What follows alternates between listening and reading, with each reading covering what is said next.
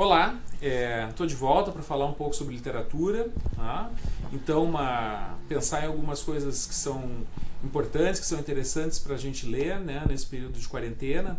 E um autor, que é um autor dos que eu mais aprecio da literatura contemporânea, é o Leonardo Padura Fuentes. Ele se tornou conhecido no Brasil, inicialmente, em função desse livro, O Homem que Amava os Cachorros, que é uma história extraordinária sobre o assassinato do grande revolucionário russo Leon Trotsky, né, e a história da morte do Trotsky e a história do Ramon Mercader, o assassino do Trotsky, né, que cometeu esse crime no México e que depois recebeu asilo em Cuba, e tem toda uma história, né, envolvendo o Mercader, o Trotsky, a política, né, no começo do século XX.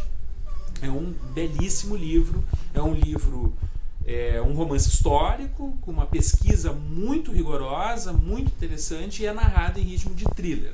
Mas os livros do Leonardo Padura que eu gostaria de recomendar são livros que deram ao mundo um personagem interessantíssimo, um personagem fascinante, que é o Mário Conde, né? O grande detetive Mário Conde, que é a criação do Leonardo Padura, que é um detetive, um investigador cubano.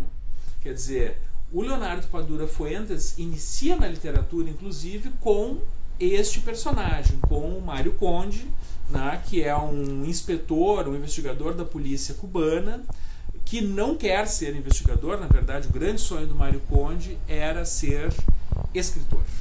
Tá? Então, ele reúne características que são comuns a vários dos grandes investigadores da história da literatura policial. Uma das minhas paixões, eu adoro literatura policial, né? Os grandes personagens do Raymond Chandler, por exemplo, né? Como o Philip Marlowe. É um alcoólatra, um cara com uma inteligência aguçada, que se envolve com mulheres, né, com femme fatale, nessa história toda.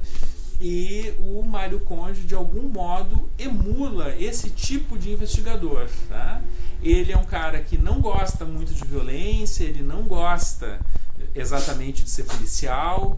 Em vários momentos dos livros do Mário Conde, ele se pergunta, mas por que, afinal de contas, eu me tornei policial, né? Porque o sonho dele era ser escritor, ele queria escrever livros como os do Ernest Hemingway ou como o do Salinger, né? Esse que era o grande barato do Mário Conde. E ele acaba se tornando um investigador da polícia cubana.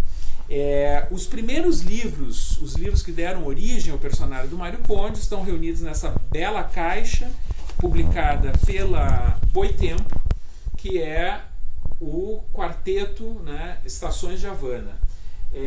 Nesses livros, ambientados no chamado pelos cubanos período especial, né, que é a crise na qual Cuba mergulha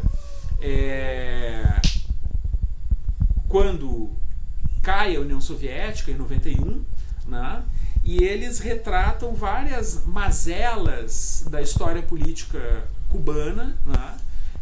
Tem uma história envolvendo corrupção, outra história envolvendo preconceito, e são livros absolutamente fascinantes, né? O Mário Conde é um personagem super carismático, interessante, inteligente, provocador, tá? Então eu acho que mergulhar na história de Cuba e mergulhar na literatura policial pelas mãos do Leonardo Padura Fuentes, conhecendo o seu grande investigador, o detetive Mário Conde, é uma pedida sensacional.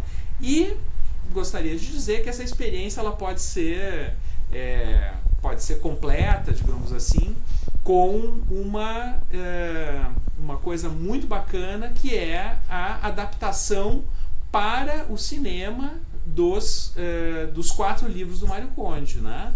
Existe uma série criada pela Netflix chamada 4 Estações de Havana, tá? Estações de Havana, ou 4 Estações de Havana, alguma coisa assim, mas enfim, está na Netflix, com o grande ator cubano Jorge Perugorría. Vocês podem então ler o Mário Conde e assistir o Mário Conde recriado para a telinha, né, para a televisão.